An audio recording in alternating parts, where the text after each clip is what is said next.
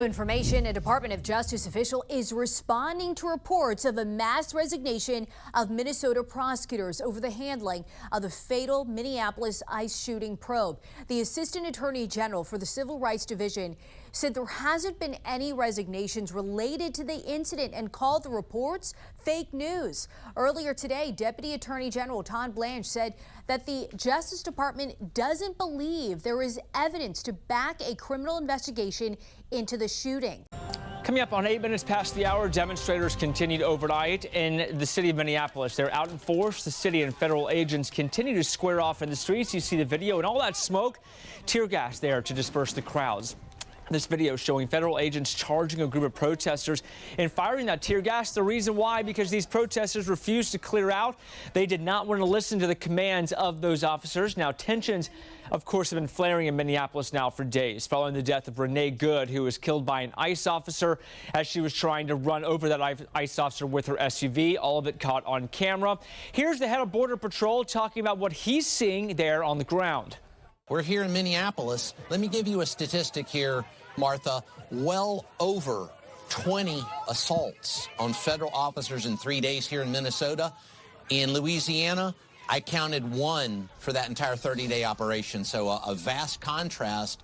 Now, in the past 24 hours, the Attorney General of the state, Keith Ellison, filing a lawsuit against the federal government, looking to end the surge of ICE agents there in the state. The suit against DHS, accusing the agency of excessive and lethal force.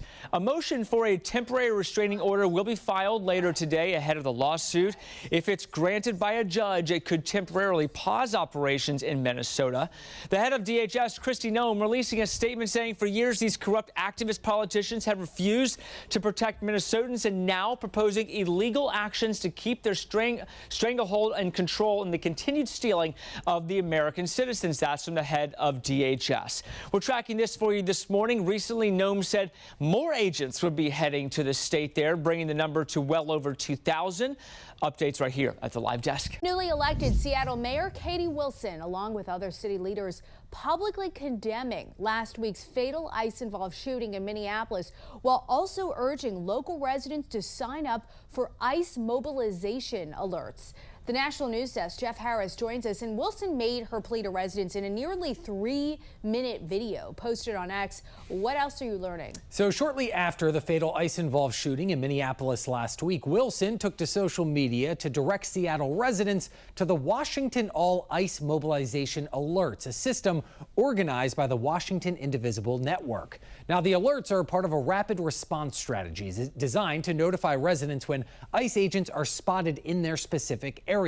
The network was formed back in 2016, and according to Just the News, its broader parent organization called Indivisible has received funding from the Open Society Foundations founded by George Soros. In her social media video, Wilson encouraging residents to participate. I urge you to sign up for the Washington for All ICE mobilization alerts. And don't stop there. I encourage you to raise your voices and demand that every elected official does what they can to actually protect the people who make our neighborhoods home.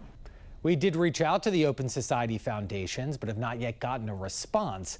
Wilson's comments also come shortly after a controversial ICE enforcement operation that happened in North Seattle, where masked ICE agents in unmarked cars arrested 3 men.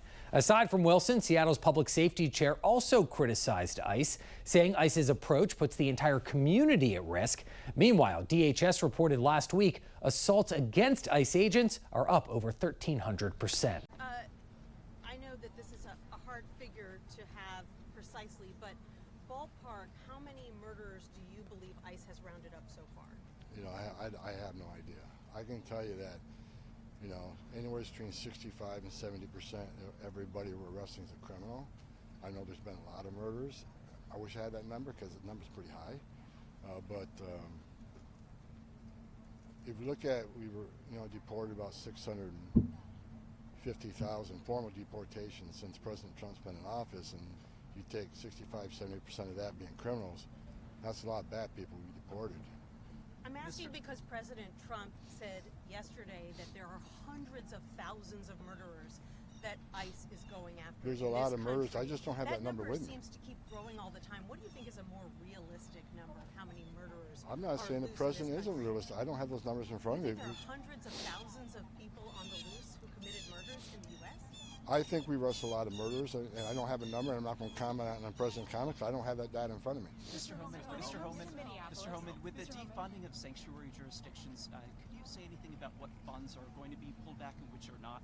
And can you also describe your relationship with Mayor Mamdani versus Eric Adams? First of all, I don't think the decision has been made yet about specific funds, but I support pulling federal funds away from cities that release public safety threats in their communities. You're out working with us. It's sanctuary cities are sanctuary for criminals. I have not met with the mayor of New York City. I did meet with the prior mayor, Eric Adams, because he asked for a meeting. So we'll see what happens. I have not met with Mamdani. The only time I've ever seen him is up in Albany, New York, before he ran for mayor, and he was screaming and yelling and pushing his way through state police to try to get a moment with me. But I was too busy eating my apple and ignoring him.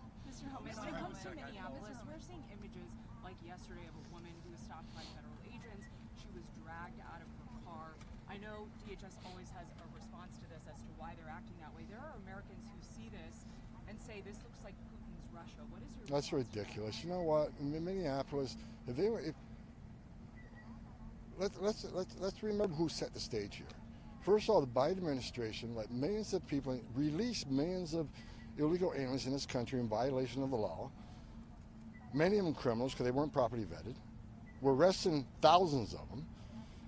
So first of all, they created the problem with millions of illegal alien criminals in this country. Second of all, Minneapolis, they're a sanctuary city.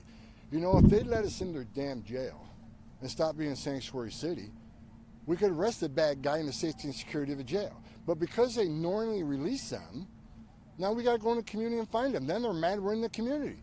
President Trump made us promise to American people, we're going to find these criminals and make this America safe again. So if they don't let us in the jail, we're going to go in the community. And the difference is, in places that's not a sanctuary, one agent can walk into a jail and arrest one criminal illegal alien. But when you release them in the community, now we got to send the whole team because we got to arrest somebody on their turf. They have access, who knows what weapons.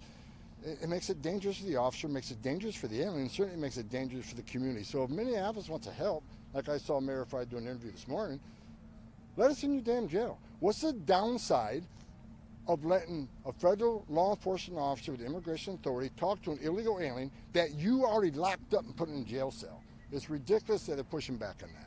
Mr. Holmes, on some of the when it comes to some of the ICE agents that are going door to door in places like Minneapolis, I'm just curious how you square some of those going into these homes with the Fourth Amendment search and seizure.